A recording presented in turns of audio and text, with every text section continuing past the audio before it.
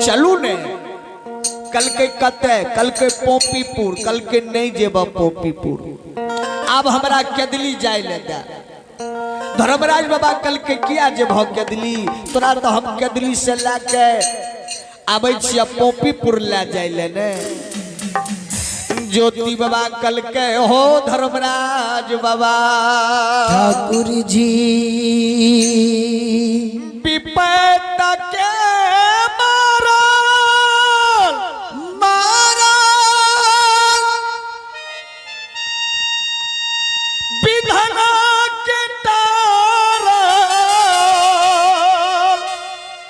जय हो जय हो। जे की दुनिया में एके गो भाई एके गो बहिन जन्म लेने रहिए ठाकुर जी। पिपैत के मारल जब बहिन के द्वार पर गलिए रहे वही समय में बहिन सहोदरी हमरा देख के चंडाल बन गए रहे धर्मराज बाबा ठाकुर जी। श्रोता बाबू विपैत के मारल बहिन चंडाल बन गए रहे बिना परसोती के परसोती बन गए रहे खपा में घोर सतुआ फुचा में पैन हमरा देने रहे भगवान। कतबो कानलिए कतबो बाजलिए लेकिन बहिन सहोदरी हमरा से भेंट मुलाकात नहीं कल रहे। जय हो जय हो। अब कोरिया शरीर लाके जब हम राजा के द्वार पर गलिए रहे राजा रानी सोना के पलंग पर फूल के सिंहासन दे अयतर गुलाब के तेल छीट के राजा रानी हमरा भवन में सुतने रहे आ दोनों जीव मिल के मौन जतन से सेवा करने रहे हो गोसाई बाबा धर्मराज बाबा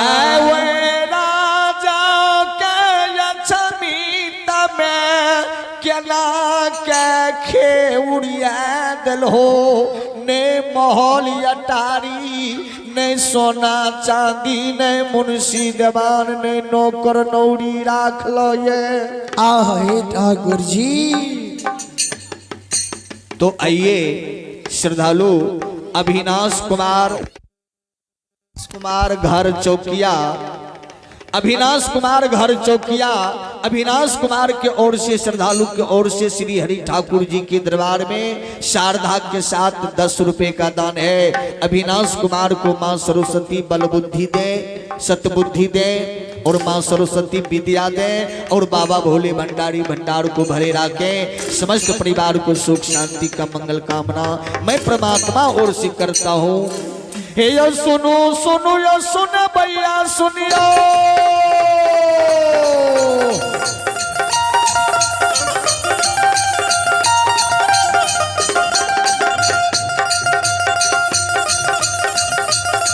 हे यो सुनो सुनो सुन भैया सुनियो योगा भैया बजे भैया सुनियो बाबू भैया सब कोई सुनियो माँ बहिना ये ध्यान से सुनियो ऐ मालिक के कथा के सुनियो हिनकर पार पर नल नहीं जाए छे हिनकर महिमा या पार लगैया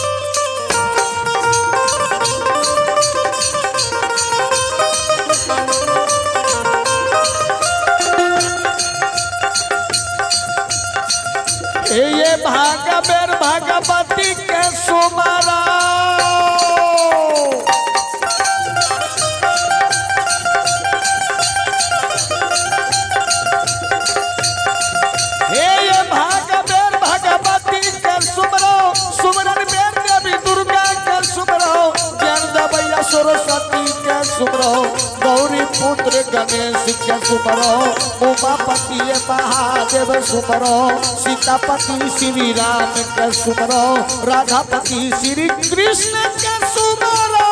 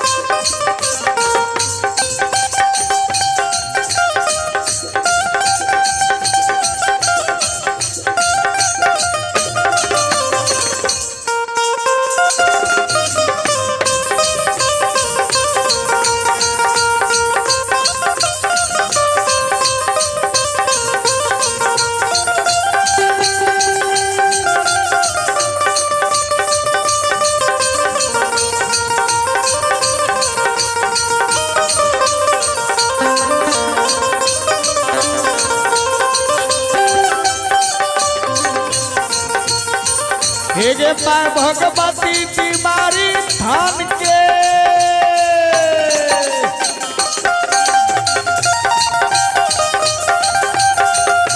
हे गे माय भगवती बीमारी धान के, माय बिसहरे गे मैना गाम के, माय तारा गे मानसी गाम के, माय कटिया गे मानसी घाट के, माय तारा गे मंगवा गाम के।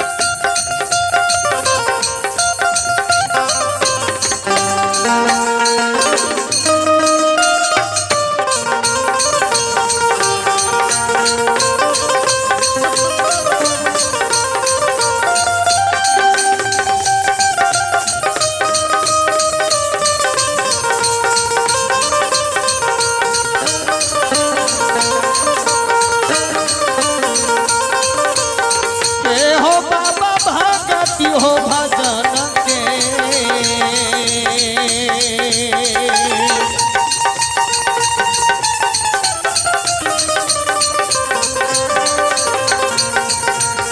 यो समाज बाबा भगती भजन के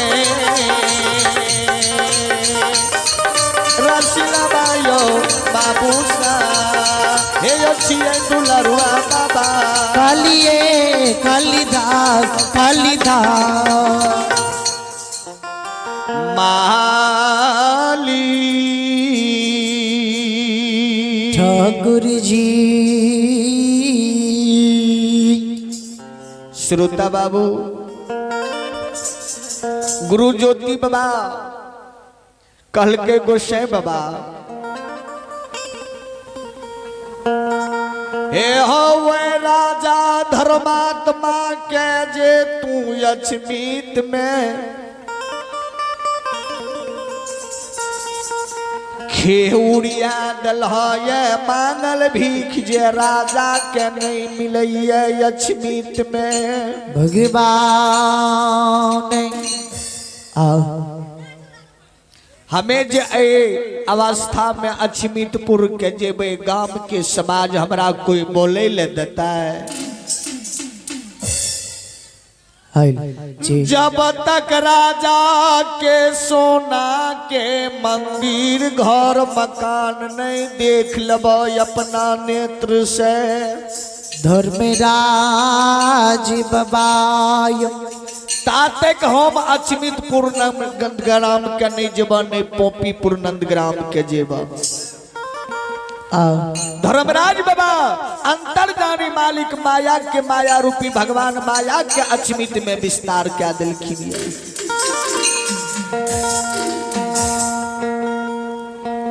जे न राजा के मंदिर घर मकान रही नौकर नौरी मुंशी देवान रहे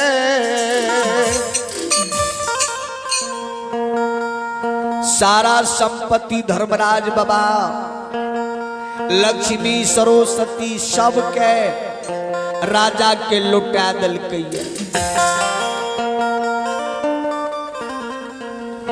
आ गुरु ज्योतिष बाबा जे राजा रानी के 3 गो वरदान दाग के एलखिन रहे आ तीनों वरदान के धर्मराज बाबा पूरा क्या रहले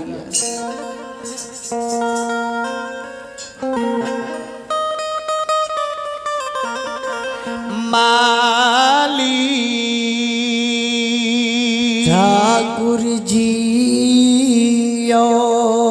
खसी के गला के रेशम धाग के धर्मराज भगवान ये अचमित में तोड़ दलखीन ये खार के खुटा उखाड़ दलकई आ तुलसी के गाछ हरिहर कचोर क्या दलकई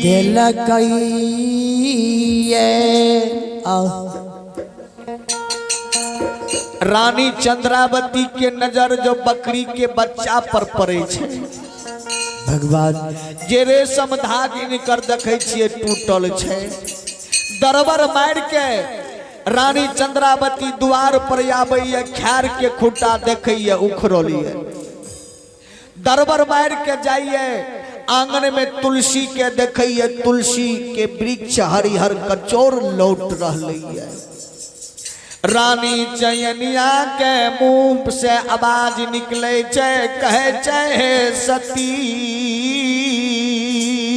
सती रानी चयनिया राजा चंद्रवली के कहे छे हे स्वामीनाथ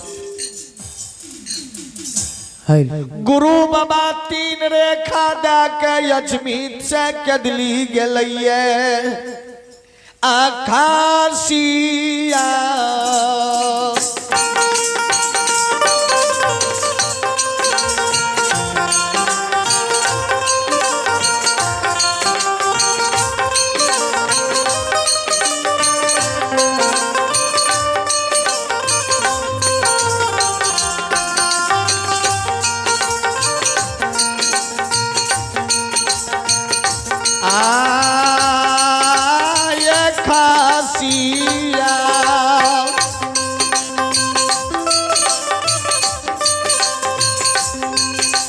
के गला के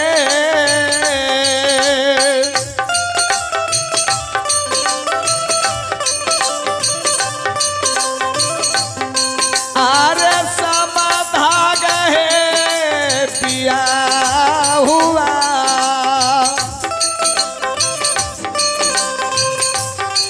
आहे ट्वीट का गिरल जमीन पर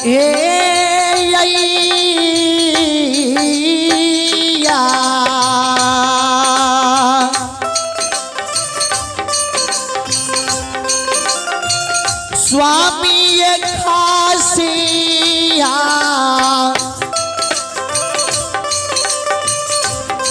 हे डोरी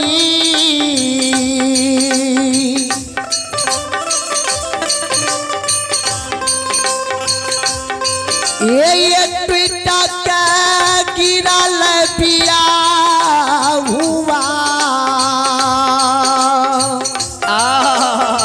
जय हो सब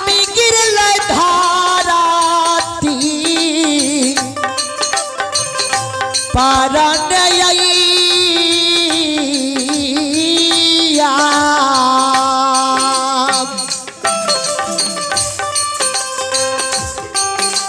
पिया हुआ ये तू आ रही है पर के है।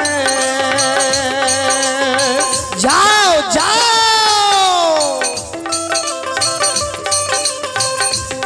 आए खूंटा उखड़ला पिया हुआ। जाओ हे भगवान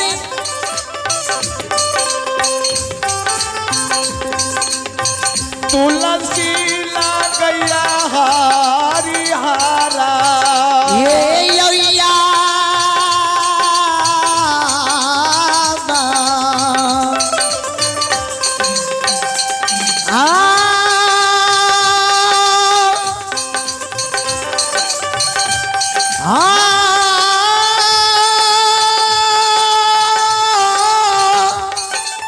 जाओ जाओ भगवान हो।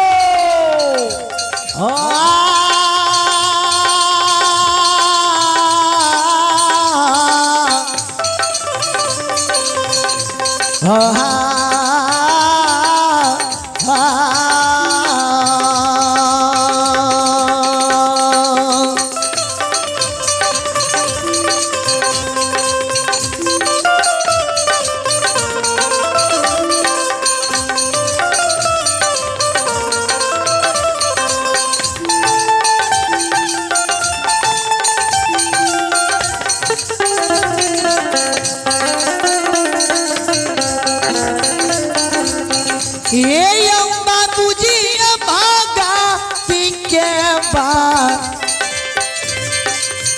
जाओ जाओ आयो बास में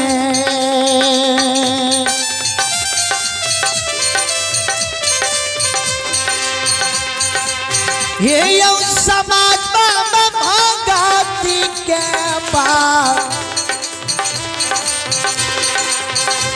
आयो बास में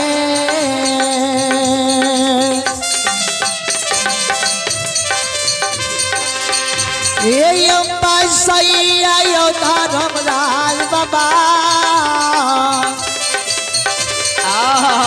जय हो जय हो। ये दुलारुआ काली दा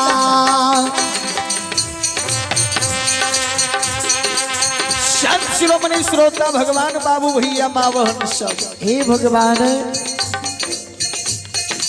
रानी चंद्रावती कानैया स्वामी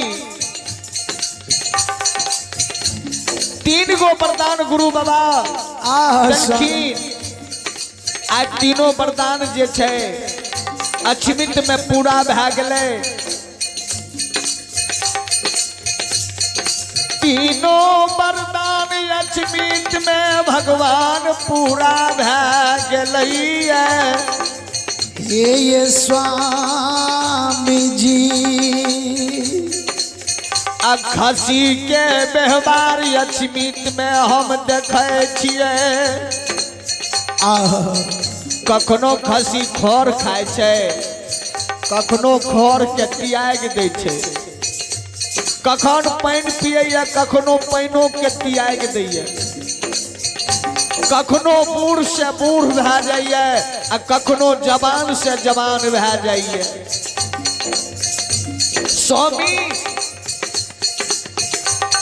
मानसुधन खसी छियै। भए सकै छै कुत्ता कुकुर जुठा दिए या खसी मरि जाए। जखनी खसी मरि जेतै ने स्वामी तखनी जानै छियै। जखनी खसी अक्षमित में मरि जैतै। हे स्वामी नाथ तखनी मोन के बमोला अमन के अरमान मोने में रही जैतै। एक खसी के बदला जोरा खसी लाग जेते। जब जोरा खसी दिए पड़ते स्वामी त कते से कौन बुद्धि कौन ज्ञान लगेबे आ कते से ई खसी ने जोरा भगवान के देवे पूर्ति करबे। हाय हे धर्मराज बाबा ठाकुर जी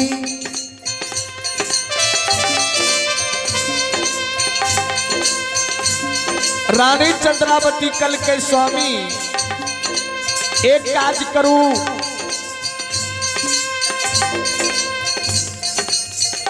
बेटा हमार पांचों मर गए, पांचों बेटा के शोक नहीं है, ततेक हमरा शोक हुए खसी के होय छे।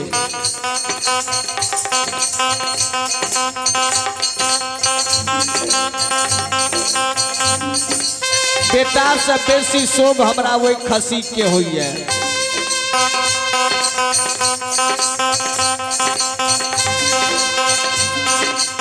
बेटा से बेसी शोक हमरा वही खसी के होय है।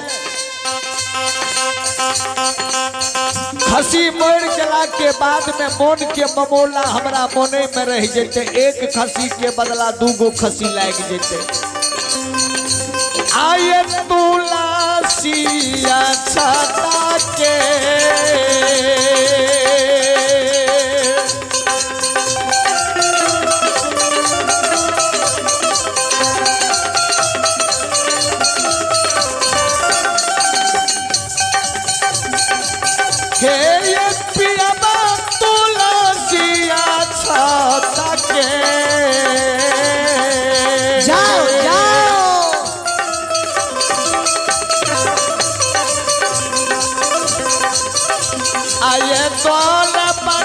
पिया हुआ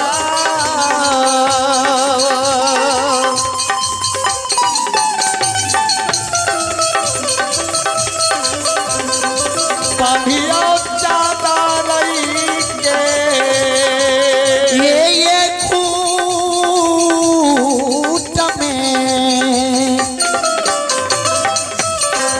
ये पिया बाले तुलसिया छाता।